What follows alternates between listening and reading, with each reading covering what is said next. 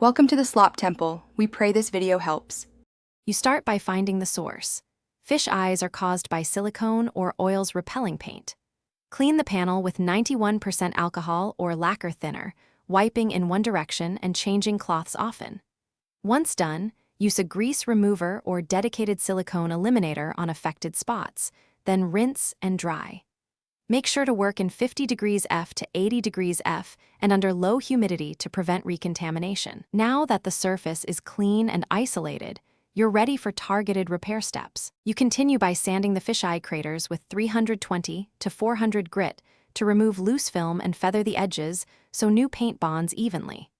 Once sanded, blow off dust and use a tack cloth, then wipe again with solvent to remove fine oils generated by sanding. Apply a thin, compatible primer or adhesion promoter to the prepared area.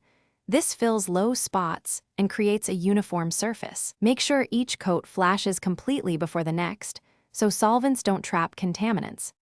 Finish by applying 2 to 3 thin, even top coats using a 6 to 10 inch distance and consistent motion to avoid puddling. Thin coats reduce solvent entrapment that causes new fish eyes. Allow full cure per the paint's instructions, then inspect for texture problems. If minor, wet sand and polish. If fish eyes reappear, stop.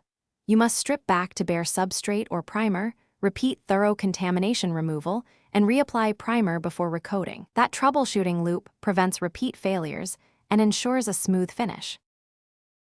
Thanks for watching. Consider subscribing if we helped you.